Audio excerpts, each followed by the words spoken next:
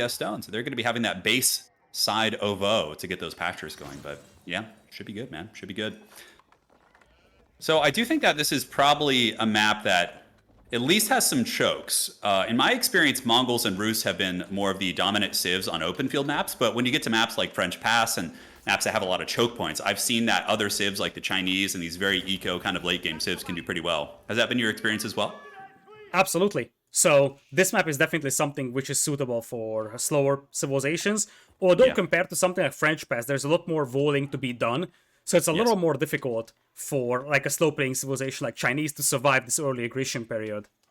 Yeah, absolutely, man. Absolutely. And here the Mongols have gotten a little bit of wood. Let's see what they're going to be doing with that. All their villagers more or less on food. Yeah, so they got 8 villagers hitting that sheep camp really quickly. And for the English, very standard opening. We have seen some early lumber openings against the Mongols. We did see that before, but we're not seeing the early lumber opening here from Vortix. So do you think there could be some early tower rush? Probably not. That gold location is very, very fortunate. Absolutely. That gold is just absolutely perfect. There is also backup gold mine at the back. But I think that MarineLorD also has to be satisfied with this gold mine at the back of the base, Yeah. simply because it is sheltered away from the English player. And in fact, Yeah. if you look at the MarineLorD's base layout, he could just control the map with a couple of towers, so that helps quite a bit. Obviously, he can't really evolve with the Mongols, so it sort of has to be a towers plus army style defense here. Yeah, that's probably one of the worst feelings in the world when you load into a map and it just like spawns your gold in front of your base and you're playing against like Mongols or English longbowmen. It's just like, oh my god, end me. It's going to be tough. But look at that sheep haul. A nice sheep haul coming in from MarineLorD. He's going to be dragging those bad boys back to the base. Certainly doing quite a bit better than the English on the early sheep, which might seem like a little bit of a thing we joke about here, but that's actually quite substantial. The Mongols are rocking 8 sheep, and the English got their initial 3 plus 2, so that's really, really big. That is massive indeed, especially because basically the amount of sheep you gather, plus of course the amount of hunt you can get, is what determines how early you have to transition to farms. Obviously, the English won't be disappointed to transition to farms, Yeah, they're but happy. it's still an investment that you have to make. And while, as you said, one of the patch of huntables is pretty close for Vortix, it's still out on the front, so technically it's something that MarineLorD could potentially steal. Yeah, certainly. We have the council hall coming out from the English here. It looks like they're going to be building with 3 workers. I feel like 3 is very much the standard. 5, 6, or 7 if you're in a little bit of a rush. But the council hall is going to be coming out with 3 villagers. And we see the first landmark here for the Mongols. Not quite yet. They're a little bit behind on the food, so they'll have to catch up there. But I wonder if we're going to see some early pressure with longbows. I feel like we will. I mean, in my experiences, if you leave the Mongols to their own devices, just kind of let them, feast and celebrate and raid your lands, you kind of just lose the game. They get the trade routes, they get the step readout, they outgold you, they out harass you, they have map control with the EM networks. So I do feel like Vortex is going to need to get some really, really early pressure. Absolutely. As you said, with all the sheep and the deer that will be available for MarineLorD, he's going to have a very powerful economy to go with. But he's Yeah. delayed to feudal age, so there's a chance for those longbows to start harassing, especially that wood line out there that is something that's quite exposed. And Oh, yeah. there is definitely a way to flank that gold mine as well and just hit it from the side. So there's a lot of options here for the English player to just deny resources with all those longbows. And take a look in the middle of the map. So coming in from the dreaded Vortex, we actually do have an English outpost being set up. Well, the villager isn't there yet, but he has preemptively laid it down. And the Mongols are responding with their own outpost right here, which is pretty fun. So that will be enabling the English network. Oh, it looks like he canceled it, moved it a little bit further back into the South Forest, but that's really, really good for early pressure. But it looks like he keeps canceling it. Maybe just trying to bait out an outpost from the Mongols? It's a possibility. But on the other hand, it looks like he's completely canceling that entire operation. So to me, it tells me that he wanted to apply some pressure, but he knows, hey, there's a defensive tower. What can I do against the defensive tower? I can't do much, especially because MarineLorD can just make a couple of scouts and garrison them if needed. So really, it's going to be Yeah. extremely difficult to break through that defense out Unless there. you really want, to like all in or something. But nonetheless, if you go back to the English base, you can see they're actually going to be going after some stone while the old Khan gets a little bit of poke right here. But yeah, that's good. Looks like we're going to be seeing the old boomer English going to be going for the 2 TC most likely. But yeah, that Khan able to force him back until some of the Strelbora can get there and take down that bad boy, it looks like. Indeed, and you see that Vortix wanted to go for stone. Now that could mean a couple of things. You could think about fortified towers, so getting the upgrades on your towers. You can think about working for a second town center, or maybe even stone walls. So there are a lot of options here for the English, and if they play defensive and play a long game, that should slowly swing it in their favor. Yeah, I think there's a couple ways the Mongols can keep up with the English, and one of the main ways in terms of just gold is obviously English will have the farm enclosures and Imperial, but the other way is that getting the trade routes. But I think it's going to be a second TC for sure, and England can even go crazier, right? As they get to the Castle Age, they can build that other landmark. But it looks like the Khan is getting some freebies here. He's just kind of sitting there and picking on the villagers while the English archers move out towards the center of the map. Now, the English villagers can shoot back with their own bows, so it's a little bit more difficult for that Khan to harass them, but obviously, he can always run away, heal up, and come back. That's just so Yeah. frustrating. I hate Meanwhile, it. Vortix does have a scout on the hunt back of MarineLorD's base, and somewhat surprisingly, we're not seeing any professional scouts being attempted here by MarineLorD, if I'm not mistaken. Indeed, he's not Maybe going with MarineLorD professional feels scouts. Maybe he feels a little bit pressured. He feels like the Longwomen kind of have that middle map control. Like that one deer camp out in front of the English base would be a little bit tough to get with proper longbow positioning. And you can see there are some secret agents. We got James Bond 007 Longwomen going up through the hills here. And they are going to be clashing most likely with some of the Mongol archers in the pass. Absolutely. Nice movement here from MarineLorD. I think he spotted those longbows coming in and he knows exactly where to fight. He might actually get 1 or 2 kills here, but that's gonna be difficult because the longbows do have a higher range, so it's a little bit easier to micro them away. Plus, you also have 1 extra attack over an archer, so even though the numbers are better here for MarineLorD, the quality of those units is better for Vortix. Yeah, the archers do have the YAM network, though, or at least they did in the beginning of that fight, so they were able to close the distance, although it looks like the Khan is going to be moving in as well and potentially taking a little bit of fire. The Khan could go down if he's not careful. He had taken some damage from those archers. Indeed, and he does go down, which means that now MarineLorD will have to wait 2 minutes until the Khan actually gets revived. But he cleans up all the longbows, so now he's the one that can start applying the pressure with those archers. Yeah, absolutely. And here's the Mongols double producing units. So if anybody's new to the game here, you can see the OVO, the unique Mongol building. Essentially, you can spend your stone, which you normally would build walls with or TCs with other civs to double produce units. So they can get a huge influx of these Mongol archers who, without the YAM network, I find they struggle against longbowmen. But if they do have the YAM network and that kind of speed buff, they can do some serious damage. We do have the second TC coming up as well. So our prediction there was correct. English going to be going for that big old boomer economy, but here come the Mongol archers to put a little bit of pressure on that bad boy. Yeah, it's going to be a little difficult to get that town center up with all those archers moving in, and it looks like Vortix wasn't expecting that. That's going to be a couple of villagers going down here for free. Yeah, going to be losing some of the villagers, and with the double TC, he should be able to kind of recoup those villager losses rather quickly. And is he making any more longbowmen? It doesn't look like it. It looks like he's just sitting on 3, not producing any longbowmen out of the council hall for Vortix here. A little bit dangerous for sure. And yeah, he's going to be pulling a ton of workers to try and power build this, but again, could take more casualties in the process. He was using up pretty much all his wood to make that town center, so he simply couldn't afford the longbows. And Yeah. if he started building that just a little faster, it could have been completely different, but that town center will be delayed quite a bit. Also, tower creeping up here for MarineLorD to expand that YAM network. But a town center does go up for Vortix, and this gives him a lot of things. First off, it gives him safety. Second, it gives him villager production. And third, it allows him to go for the White Tower as his Castle Age landmark instead of the King's Palace. Yeah, you can go White Tower, get some middle map control, pop that bad boy down up on the sacred side or something like that, which would kind of cut off the Mongol reinforcements and allow you to control the middle of the map, which is very important here. Or, if he wants to be really greedy, just like mega greedy here, he could also just go for the King's Palace and get the triple TC. But I think that your prediction is most likely correct, especially against an aggressive civ like the Mongols. I think the White Tower would be a little bit stronger. And also, what's really cool about the English is that their keeps can produce any unit. So, for example, you build a White Tower, and boom, you can instantly make a mangonel, you can make springalds, you can start getting those high-quality units right away, whereas otherwise you'd have to spend a fair amount of wood, in the case of a siege workshop, 300 wood, to build up that old artillery station. Absolutely. It gives you safety against push from the Mongols, and it also gives you a very versatile building. You can use it to train siege weapons, but you can also use it to train knights, for example. So there's a lot of versatility with that, so you can go in a lot of different directions using the White Tower. Currently, we're sitting at 33 villagers for MarineLorD and 31 for Vortix, so those villager losses have pretty much been compensated for already.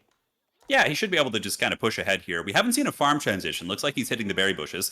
Also, the English setting up palisades up on the northwest corner of their base. Most likely just trying to make sure the Mongols can't flank and get into their food economy. And I think we're going to be seeing the old English turtle formation. The White Tower coming up in the middle with its Gatling gun tower up on the top. And perhaps seeing wall-offs. And do you think we're going to be seeing trade from either player? Most likely I think we could see it in Castle Age or Imperial. But do you think the Mongols are going to go for like a trade post and produce, double or anything like that?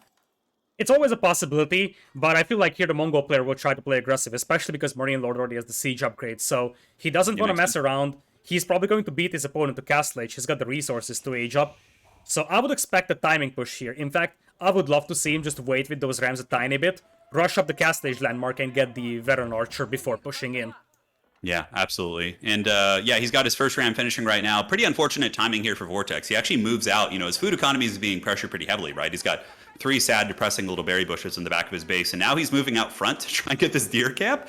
And there's just a giant, chunky ram moving towards his base right now. So that's going to be a little bit problematic as the Mongols do get the maneuver arrow, move in, and he might be able to get a couple villagers. Looks like one villager does go down right there, but the big old Ramstein has moved in. And yeah, England, are they building their third landmark? It does not look like it, man. Mongols definitely going to be quite ahead here in the Castle Age very, very soon. You're spending a lot of your food on going up or going for double town center villager production, so obviously Oh, yeah. that delays your Castle Age timing. Nice little juke and dive here by Vortix. He just wants to use those villagers to burn down ram, and look at that back and forth micro. MarineLorD knows exactly that when the villagers are pulled, he needs to move in to kill them. Yeah, this is definitely like bringing back some flashbacks of my ladder experiences where I just get trash canned by these Mongol ram pushes. But yeah, I don't think this TC is going to be able to hold. I mean, English is a very good save at defending. Their villagers can, get down and dirty with their bows. But overall, the Mongols are just pouring in more and more troops. But the even more foul part is behind this. Oh, look down in the southeast, actually. There's a bunch of English longbowmen, which I did not notice. They're actually up on the steppe redoubt right now. Wow, this could actually be kind of a bit of a turnaround if he's able to deny the Castle Age here and get a bunch of villagers in the process. Yeah, that is massive out there, and while he's losing his town center, he's losing a lot. He's done losing a lot of villagers, whereas now MarineLorD's entire economy is just running for its own life. Those are some angry Strelbora back there. This is huge. I mean, now the Mongols aren't going to be mining gold. However, he might have banked enough gold. No, it doesn't look like it's upgrade his units, but the TC back in the English base is being defended pretty well. Vortix, I think, splitting his attention quite well into both harassing as well as defending. And now the Mongols are having to pull their lumber workers back into the base. This English backdoor harass is actually doing very, very well. It is doing extremely well, and you see that town center is still alive, so that one ram isn't able to do much. And this is a lot of time that Vortix is buying for himself. Now, he did lose a lot of villagers, but he cleans up the ram. And as you said, these longbows are just doing so much. Now that the lancers are coming in, though, they should have no trouble cleaning this up. Yeah, I think 2 or 3 lancers can easily deal with that. But that was a very good harass. It denied the Mongols gold for a long, long time. Now, taking a look at the overall eco, Vortix is sitting at 35 villagers, and MarineLorD is sitting at 37. So MarineLorD did come out a little bit ahead in that regard. He's also Castle Age. Granted, the double TC can recoup those losses somewhat quickly, but I mean, I think England's food situation is a little bit dire as well. If you look, they're just, again, on those sad berry bushes in the corner. In terms of banked resources, yeah, I mean, Vortex is got a lot of gold, but his food is really hurting. I mean, do you think he's going to be building a market to try and trade up to the Castle Age? I think that's something that you can justify in this situation, and indeed there's a market coming in for him. But even then, that's just way too much food to buy, so he only has 1,000 gold. On the other side, MarineLorD was banking up a lot of food, so he himself should balance things out here. Now he's got double stables working for him, though, coming in with the Lancers, and suddenly that feudal age English player is very much exposed to Castle Age aggression. Yeah, it's going to be really tough. And I mean, obviously, the intuitive answer to the cavalry would be spears, right? England, of course, gets hardened spearmen for free, which is nice. So you don't have to upgrade those. But, the Mongols are going to have a ton of archers. And with proper micro, the archers will pick off what little spearmen there will be, because now he's just building his first barracks, right? So the spearmen are going to be coming out. But, I mean, yeah, there's already a pretty decent little mass of archers for the Mongols. And we do have a second battering ram coming down in the center. So I think they're going to be getting ready to party once again in the English base. While the dreaded Strelbora flank does go down in the southeast again, you can see there's another horde of longbowmen being sent to their doom to go try and shut down the Mongol gold, and also an outpost in response to keep tabs on that. Yeah, I love that move from MarineLorD. He knows exactly that this is an open area, and we talked about the fact that Mongols can't wall. If you were anything other, you actually just walled that off, but not with the Mongols. Ram push now moving in, though. Yeah, it's looking pretty grim, man. I mean, overall, I think that the Mongols are in a very commanding position. I mean, these Lancers are going to become very, very punishing. And the second TC here is already at about 45% health, and I don't see it holding against this pressure for that much longer. The Mongols are pouring in more and more Lancers. The battering ram with a little bit of scoot and ram micro, as I suppose it could be called, is getting some good work in. And even if you repair that TC, it's still lumber being invested. There's just so many elements of this game that are going so badly for the English right now. One of the things that goes well for them, though, is another raid on that gold mine. No matter the towers, that's -4 or 5 villagers coming in. And that keeps MarineLorD on the back foot for a long time. Yeah, absolutely. I mean, maybe he's going to pull a couple Lancers back to the base, and that is the case. You can see the big YAM network. So these Turbo Lancers, whose movement speed right now is 1.87. I think most cavalry are like 1.66, so they go up to 1.87. And the Khan also has the maneuver arrow. So these poor longbowmen being sacrificed for king and country here, and down they go to the Lancers, getting a couple villager kills on their way out, though, which is nice. It definitely is very nice. So at the end of the day, it's 49 villagers for Vortix, and MarineLorD is down to 36. So Vortix is buying himself some time here. The problem for him is that he's still sort of stuck in feudal age, and he's just forced to take very inefficient engagements because his army is clearly inferior. Now, once he's got the farming eco up, though, I feel like if he can stall this out, he's going to be in a commanding position, because if it's even castle age and he doesn't lose a lot more villagers, he's going to have a pretty considerable eco lead.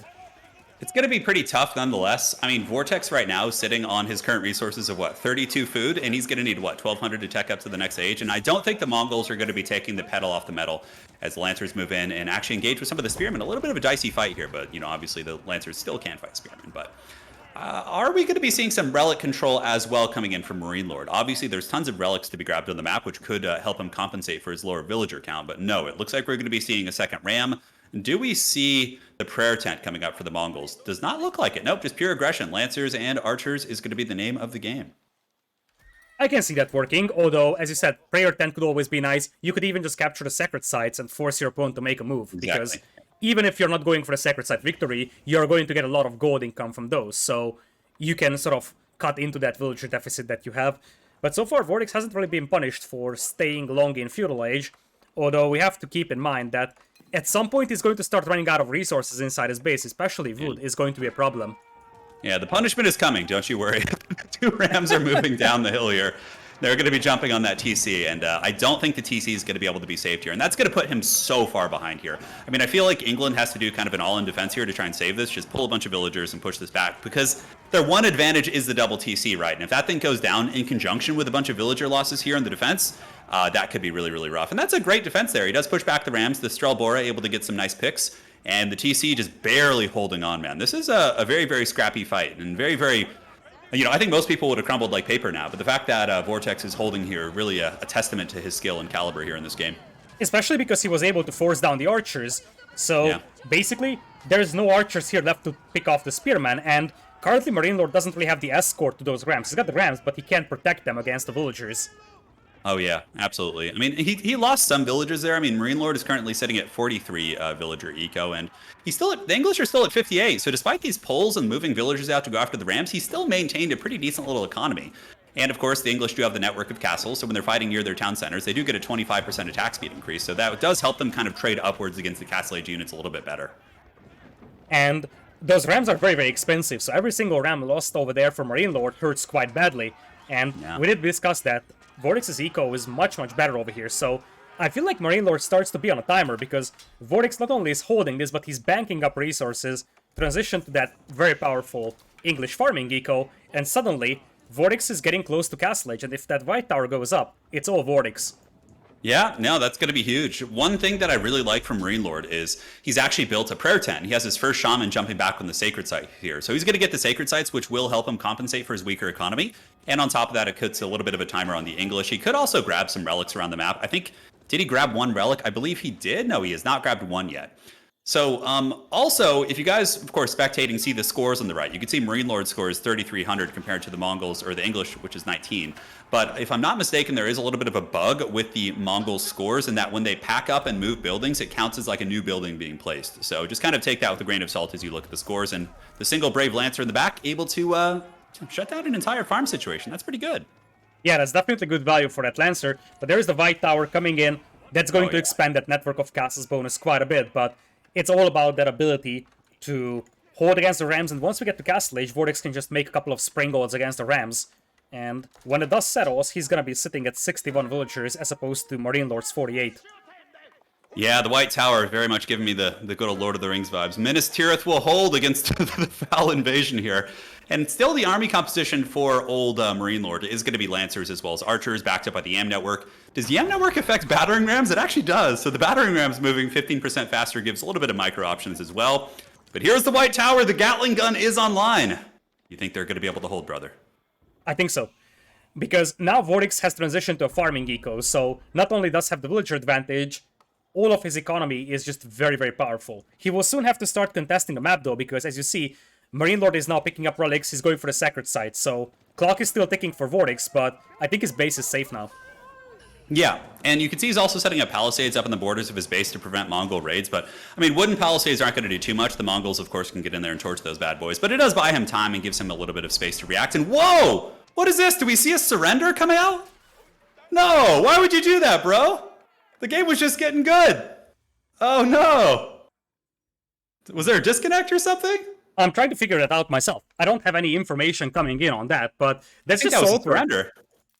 If that was a surrender, that's just so weird, because I feel like he actually got through the worst part. So he was being on the back foot for 20 minutes. Like, he was really holding on against a much stronger force. And I was like, okay, if he surrenders any time in that period of the game, I would have said, look, okay, I understand it. But why now? Like, you held on against this one. So I'm honestly unsure if this is just a disconnect, or he really didn't feel like he's gonna be able to counterattack. He saw that MarineLorD is capturing sacred sites.